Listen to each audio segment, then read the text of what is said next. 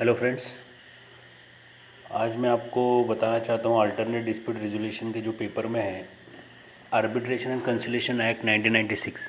इसका बहुत important role है। इसमें आपसे सेक्शंस पूछा जाएगा, some time somewhat parts पूछे जाएंगे।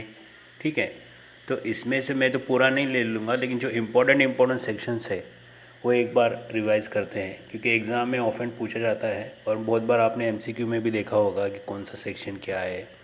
ठीक है, एक वन सॉर्ट ऑफ रिवीजन कर लेते हैं। तो देखिए तो पहले तो आर्बिट्रेशन एंड कंसिलिएशन एक्ट 1996। ठीक है, इसमें टोटल्स कितने पार्ट है? 1 2 3 4 5 6 अप टू 10 पार्ट्स है। ठीक है, सॉरी अप टू पार्ट्स कितने हैं? पार्ट 1, पार्ट 2, पार्ट 3, ठीक है, पार्ट 4। टोटल कितने पार्ट्स है? 4 पार्ट्स है। पार्ट 1, पार्ट 2, पार्ट 3 और पार्ट 4। पार्ट 1 में चैप्टर्स बहुत है, वो आपको बाद में बताऊंगा। और कितने शेड्यूल्स है? 3 शेड्यूल्स है। तो इम्पोर्टेंट बात क्या हो गया है कि आर्बिट्रेशन एंड कंसिलिएशन एक्ट 1996 में कितने पार्ट्स है? 4 पार्ट्स है। शेड्यूल्स कितने हैं? 3 शेड्यूल है। ठीक है, तो पहले बेसिक कंसेप्ट है कि आर्बिट्रेशन एंड कंसिलिएशन एक्ट 1996 इसका एस्टैब्लिश कब हुआ था? 16 अगस्त 1996। It came into force on 16 August 1996। Remember, इसमें ऑफन क्वेश्चन पूछा जाता है कि arbitration and conciliation act 1996 came into existence on 16 अगस्त 1996।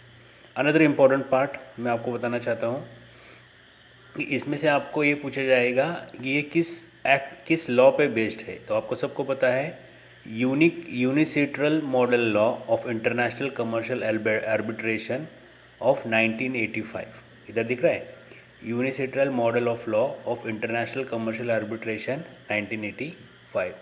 तो उसका फुल फॉर्म याद रखो, क्योंकि ऑफेंड हमें तो ये मॉडल पता है लेकिन उसका फुल फॉर्म ही पता नहीं है। ठीक है, यूएन मतलब क्या? यूएन मतलब पता है, यूनाइटेड नेशन। सी मतलब कमीशन, और on international trade law, ITRAL मतलब इंटरनेशनल ट्रेड लॉ। तो क्या हो गया? United nation commission on international trade law. कब आया था ये? 1985 में। तो ध्यान में रखना, अपना जो आर्बिट्रेशन एंड कंसिलिएशन एक्ट 1996 जो इन्फोर्स हुआ 16 अगस्त 1996, किस पे बेस्ड है? Unitary model 1985। ठीक है, चलो अब इम्पोर्टेंट सेक्शन इस एक्ट में क्या देख लेते हैं। तो पहले पार्ट में क्या दिया है? पार्ट 1 कभी पूछा जाएगा पार्ट 1 में क्या है। तो आर्बिट्रेशन जनरल प्रोविजंस हैं, जिसमें आपको डेफिनेशंस वगैरह जो 2 से 6 में आपको पार्ट 1 मिलेगा। तो इसमें से इम्पोर्टेंट है डेफिनेशन 2, सेक्शन 2। इसमें का सेक्शन 2 रिगार्डिंग डेफिनेशन है। 3 क्या बोलता है? Return communication. 4 waiver of right extended of judicial intervention. 5 और एडमिनिस्ट्रेटिव असिस्टेंस। असिस्टेंस किसको दिया जाएगा? 6, सेक्शन 6 में क्या है? Administrative assistance. तो अभी देखो डेफिनेशंस में एक इम्पॉर्टेंट डेफिनेशन उसका सब सेक्शन है जो आपको ऑफेंड एग्जामिनेशन में पूछा जाता है और आपने एमसीक्यू में भी देखा होगा। तो मैं उसमें हाईलाइट करता हूँ, तो आपको ले चलता हूँ सेक्शन 2, जो सेक्शन 2 है। ठीक है, एक बार देखो, इसमें बोला है डेफिनेशंस। ठीक है, इस डेफिनेशंस में ये बहुत सारे डेफिनेशंस है। जो भी पहला डेफिनेशंस इंपॉर्टेंट है, सेक्शन 2 सब सेक्शन ए, उसमें बोला है आर्बिट्रेशन का मीनिंग क्या है। तो आपको एग्जाम में ऐसा पूछा जाएगा, बोला जाएगा कि ये स्टेटमेंट दिया जाएगा, arbitration means an arbitration whether or not administered by permanent arbitral institution. कौन से सेक्शन में है पूछा जाएगा। तो इसका क्या है? Section 2 sub section 1 of sub section 1A। ठीक है, ये इम्पोर्टेंट है 21A। ठीक है, बाद में आप पढ़ लो आर्बिट्रेशन एग्रीमेंट मतलब क्या होता है। तो इसमें से अनदर इम्पोर्टेंट 21F, देखो इंटरनेशनल कमर्शियल आर्बिट्रेशन मीन्स, ये पूछा जाता है, मुझे पता है कि ये आपने एग्जाम में देखा होगा। इंटरनेशनल कमर्शियल आर्बिट्रेशन, इसका आपको सेंटेंस दिया है और कौन से सेक्शंस में आता है? Section 2 sub section 1F, section 2 sub section 1। दो हमने इंपॉर्टेंट पढ़ लिए। सेक्शन 2 में डेफिनेशन के 2 इंपॉर्टेंट डेफिनेशंस में है। सेक्शन 2 1A उसमें आर्बिट्रेशन का मतलब, और 2F में क्या है? International commercial arbitration. ठीक है, बाकी आप चाहे तो पढ़ सकते हो, 2-3 जो है आप as it depends upon you. ठीक है, मुझे जो इंपॉर्टेंट लगा मैं बताता हूँ।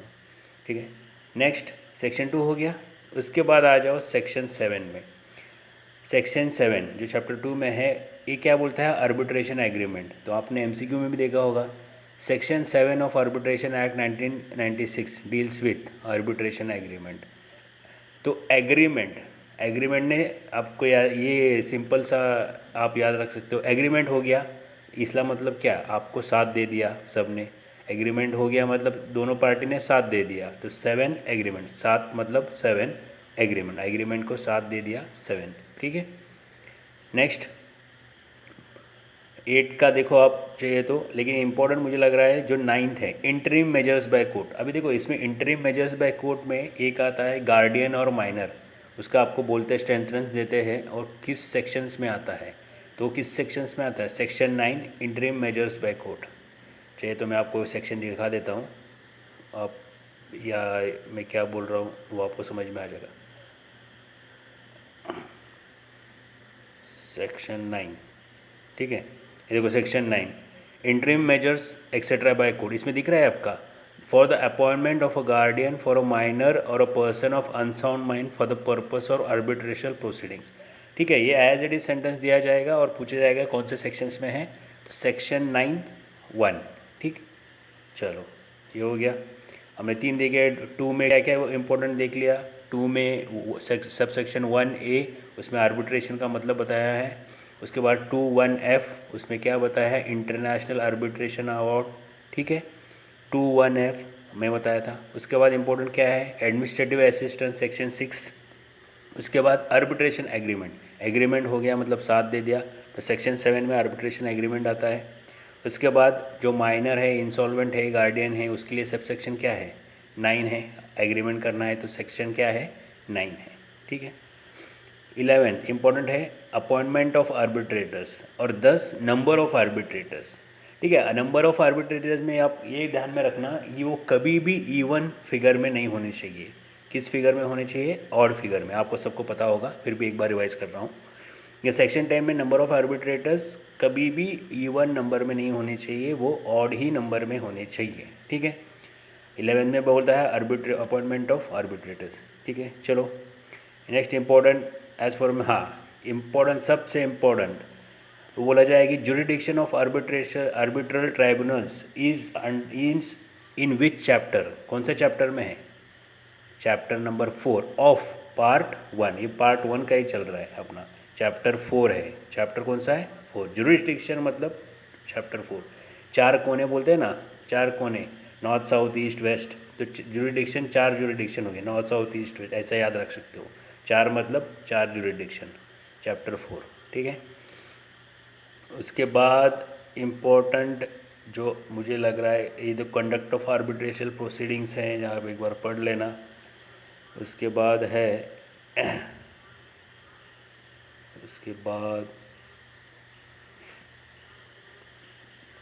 हाँ, करेक्शन ऑफ इंटरप्रिटेशन नहीं, ठीक है, ठीक है। चलो अभी पार्ट 1 में हो गया, पार्ट 1 में तो इम्पोर्टेंट लग रहा है, मैंने जो आपको बता दिए, आप चाहिए तो पूरा पढ़ सकते हो, लेकिन मैं जो इम्पोर्टेंट लगा उन्हें बता लिए, क्योंकि एमसीक्यू में जो पूछा है मैंने वही रिवीजन किया है, ठीक है। अभी पार्ट 1 हो गया, अभी पार्ट 2 में क्या है, certain foreign awards, enforcement of certain foreign awards, उसमें चैप्टर 1 में न्यूयॉर्क कन्वेंशन अवार्ड्स, ये इंपॉर्टेंट है, न्यूयॉर्क कन्वेंशन अवार्ड्स, चाहे तो आप एक बार देख लो कि कौन से साल में वो न्यूयॉर्क कन्वेंशन आया, मुझे लग रहा है नियर अबाउट 1969 मुझे लग रहा है, अब एक बार देख लेना उसमें कौन सा है, न्यूयॉर्क कन्वेंशन अवार्ड है।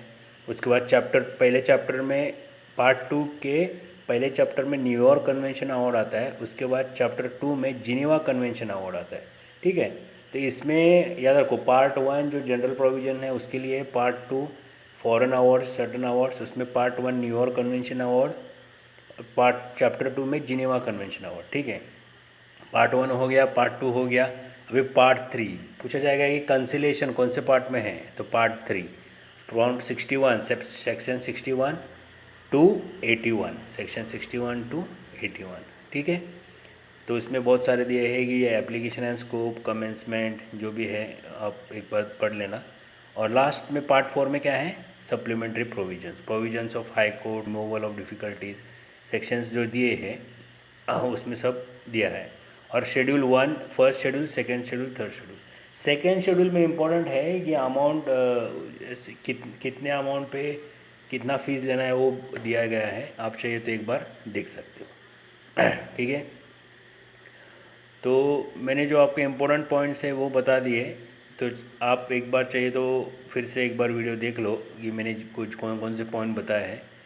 तो इसकी वजह से क्या होगा कि आपको ध्यान में रखेंगे। ये देखो, ये पार्ट जो इम्पोर्टेंट है फिर से बता रहा हूँ, ये जो प्रियम्बल है ना, प्रियम्बल एक बार पढ़ के जाओ, कि इसमें से बहुत सारे क्वेश्चन आपको इसी में मिल जाएंगे। प्रियम्बल अगर पढ़ लिया तो 2-3 क्वेश्चन तो आपको इधर से ही आ जाएंगे। बाद में पार्ट 1 में मैंने बताया क्या है जनरल प्रोविजंस, उसमें से सेक्शन 2 इम्पोर्टेंट है, उसमें का सबसेक्शन 1, उसमें का ए में आर्बिट्रेटर बताया है। सेक्शन एफ में इंटरनेशनल अवार्ड का बताया है 2, सेक्शन 2 सबसेक्शन 1 एफ उसमें बताया है। उसके बाद मैंने क्या बताया 6 में क्या है, सेक्शन 6 में एडमिनिस्ट्रेटिव असिस्टेंस है। ठीक है, सेक्शन 7 में क्या करता है, आर्बिट्रेशन एग्रीमेंट। एग्रीमेंट मतलब साथ दे दिया तो साथ हो गया या एग्रीमेंट हो गया। ठीक है, उसमें पार्ट 2 में एनफोर्समेंट, पार्ट 2 देखो, पार्ट 1 हो गया, पार्ट 2 में क्या आता है मैंने बताया एनफोर्समेंट ऑफ फॉरेन अवार्ड्स। उसमें क्या आता है इम्पोर्टेंट, पहला क्या है न्यूयॉर्क, चैप्टर 1 में न्यूयॉर्क कन्वेंशन, उसके बाद जिनेवा कन्वेंशन। ठीक है, उसके बाद पार्ट 3 में क्या आता है कंसिलेशन जो एक अल्टरनेट डिस्प्यूट रेजोल्यूशन का मेथड है, उसमें उसके बारे में बताया है। सेक्शन 61 से है, तो आपको एग्ज़ाम में आएगा तो हिंट मिल जाएगी कौन से सेक्शन में। ठीक है, थैंक यू गाइज, मैंने एक एफर्ट किया है कि आपको एक थोड़ा सा सेक्शन रिवाइज करूँ। I hope you enjoy the video. Thank you.